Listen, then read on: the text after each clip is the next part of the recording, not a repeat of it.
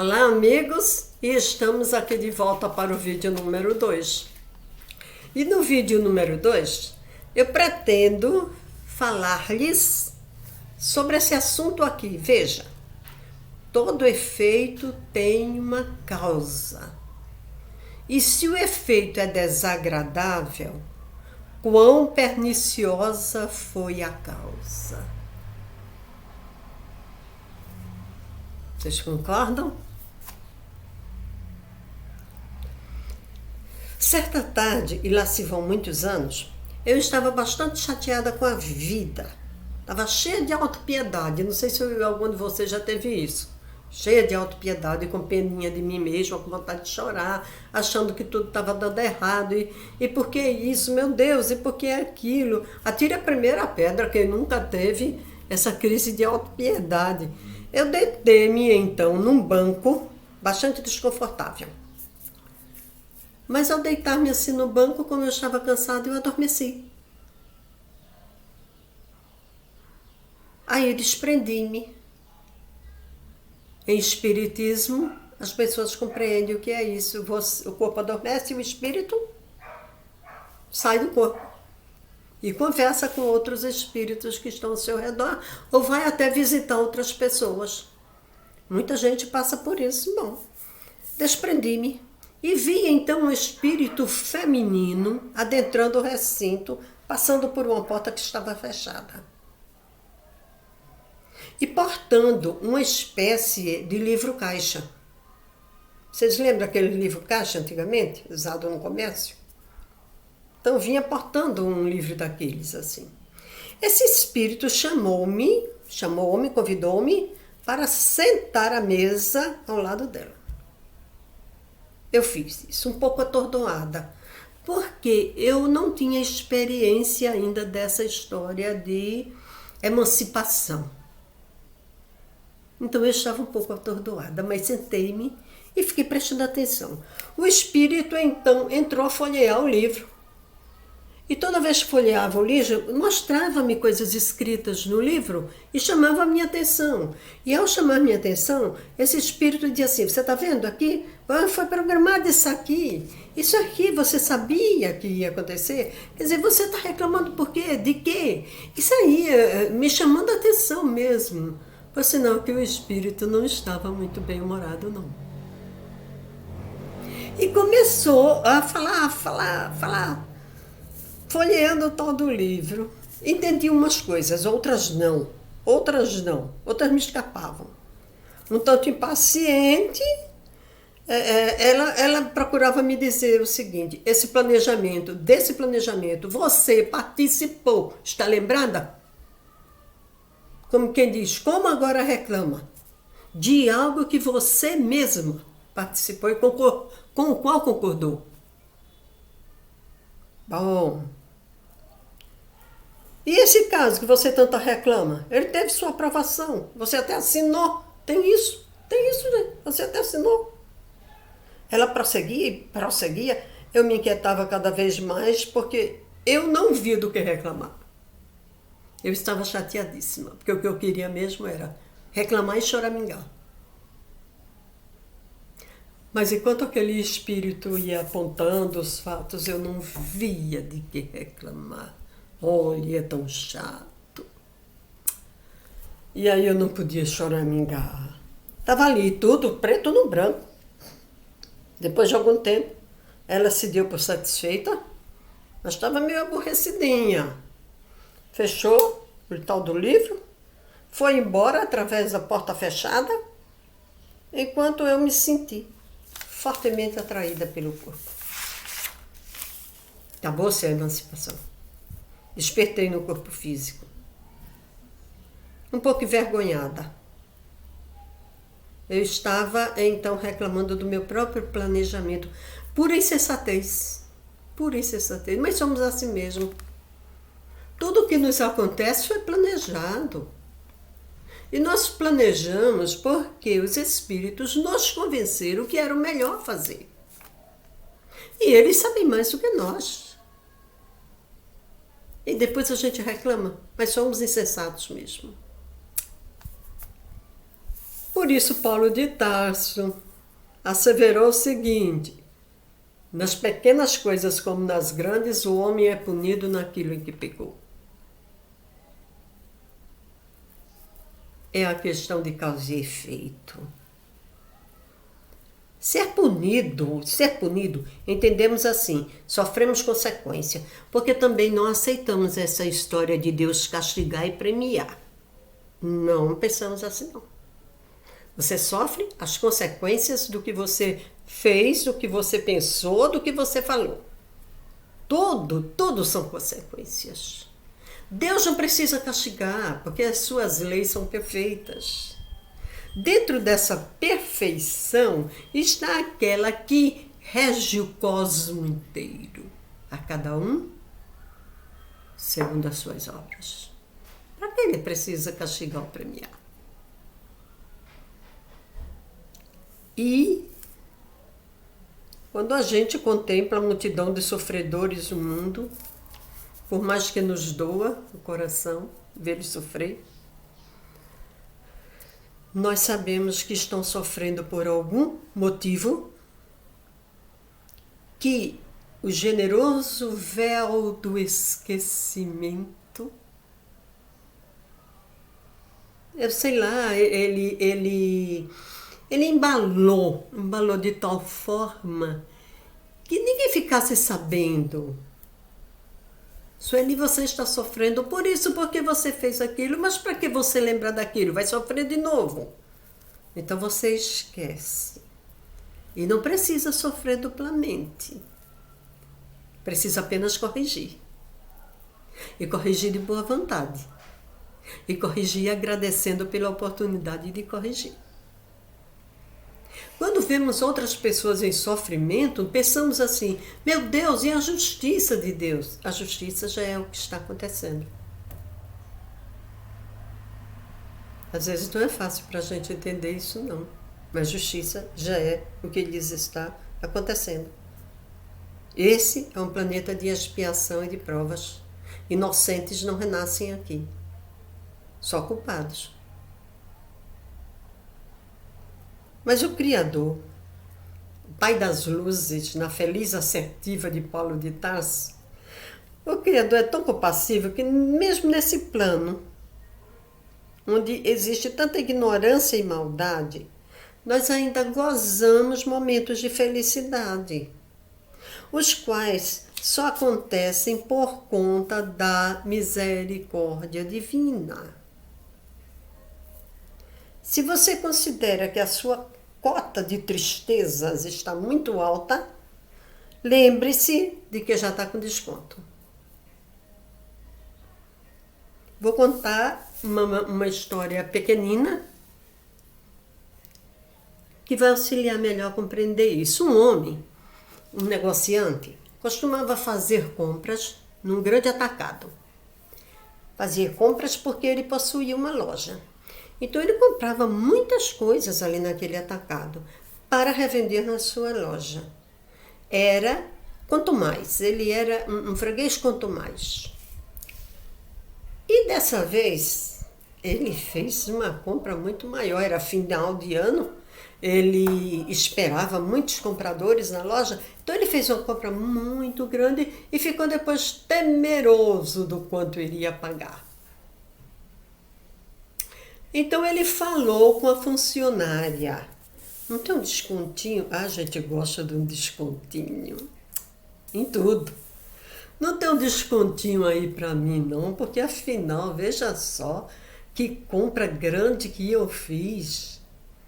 E a funcionária lhe disse: olha, eu não posso decidir nada.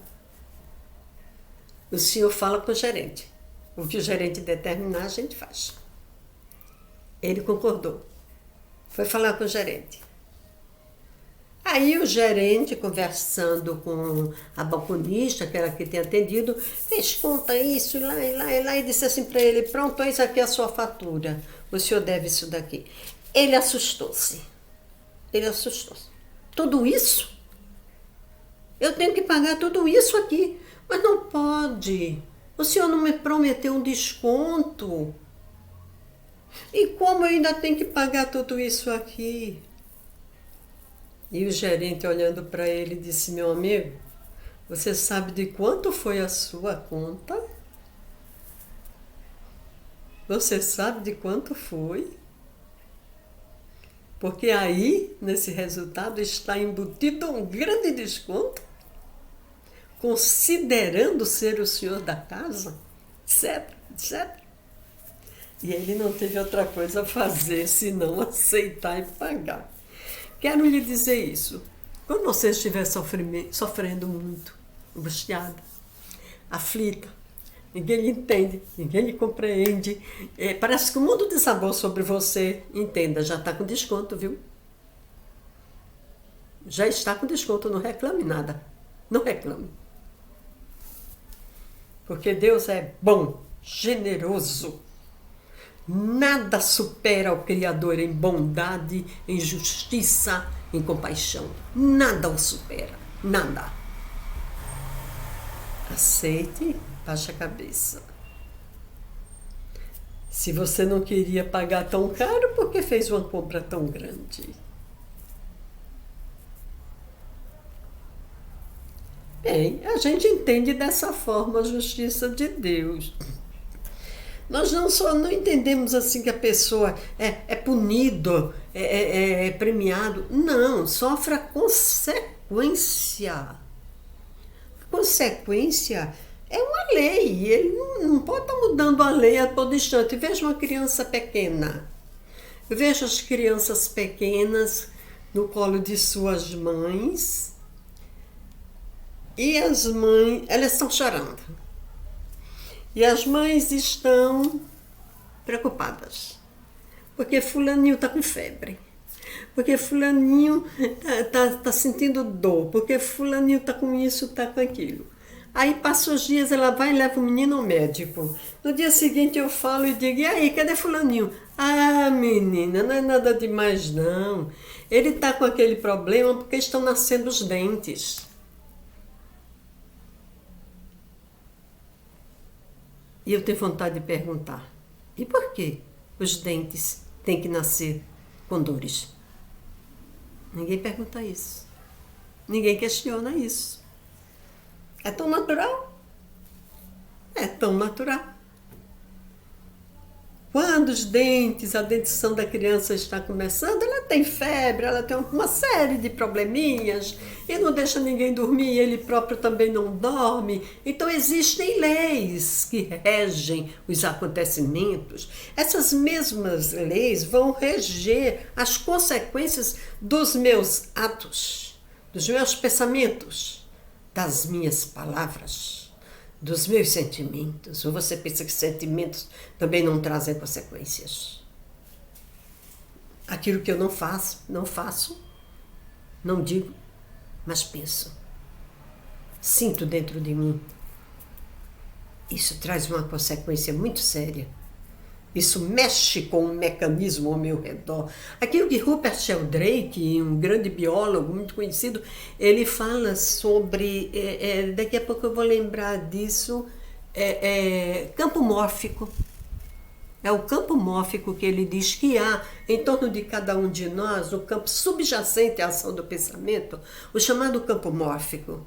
E que esse campo mórfico, ele reflete tudo aquilo que eu estou pensando, que eu estou sentindo. E as pessoas que chegam perto de mim também, às vezes, sentem a mesma coisa. Não é tão difícil assim, não. Você não se sente bem porque chegou perto de uma determinada pessoa. Ou ao contrário, sentir-se muito bem porque chegou perto de determinada pessoa.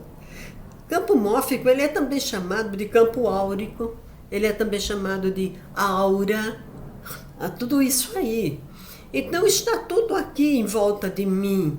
E eu vivo atraindo ou repelindo de conformidade com meus sentimentos. Tem um livro muito antigo, ele foi escrito em 1920, você imagina. Em 1920 esse livro foi escrito. O homem é aquilo que pensa. E eu penso assim, é mesmo? Para mim o homem é aquilo que sente. Ele é aquilo que sente.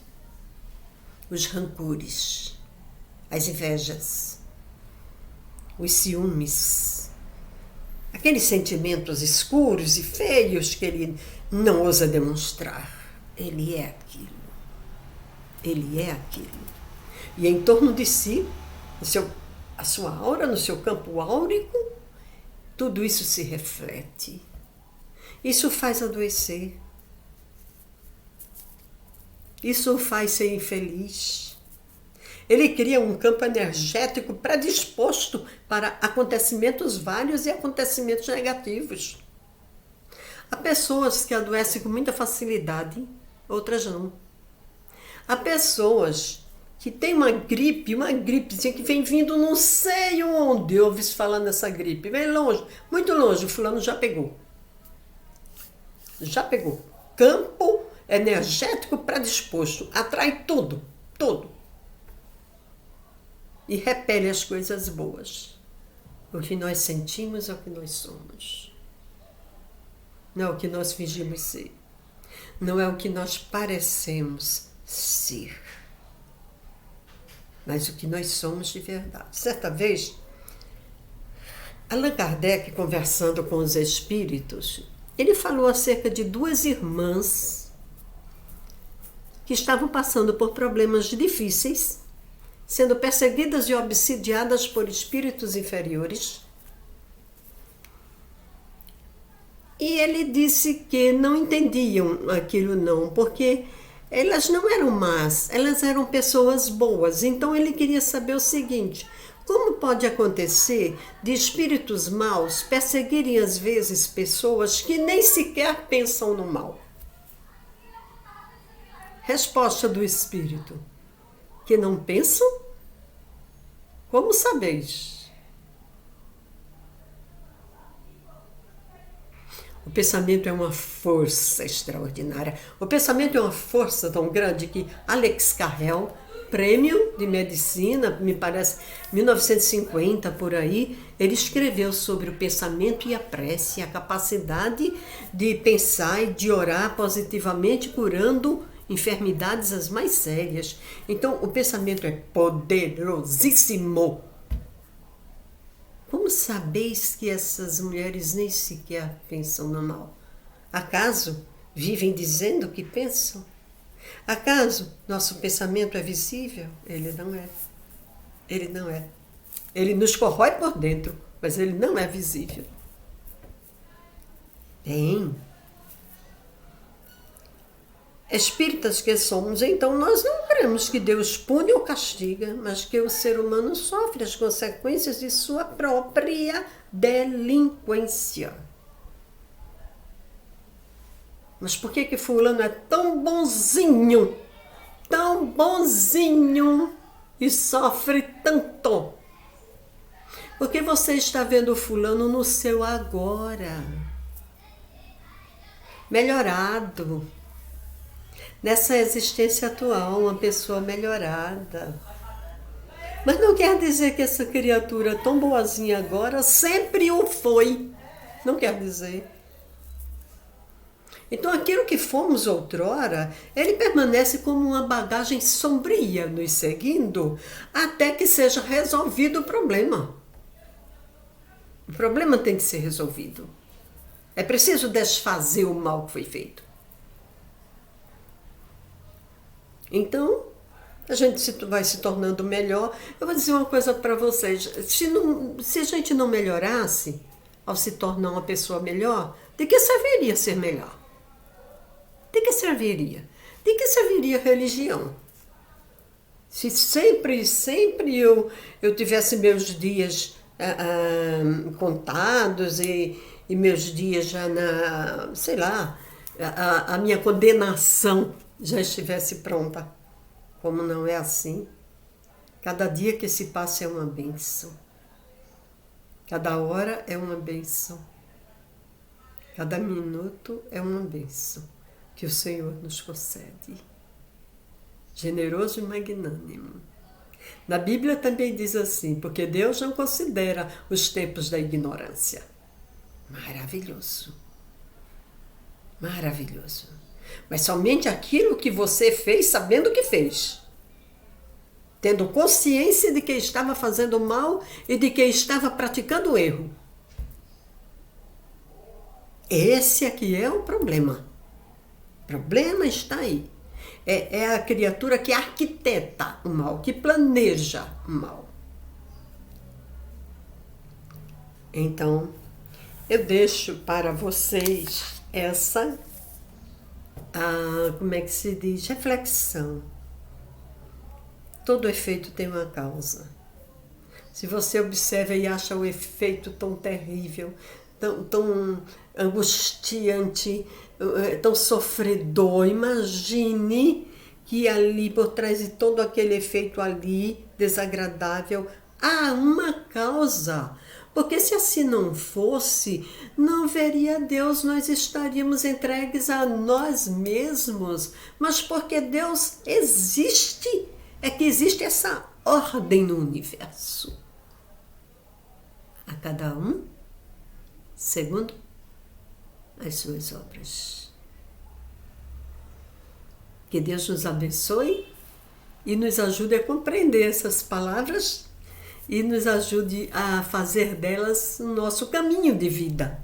O nosso caminho de vida. E o Senhor, que é o Pai das luzes, nos envolva para que a sua luz visite a nossa consciência e ilumine nossa inteligência, fazendo de nós criaturas cada vez melhores. Deus nos abençoe.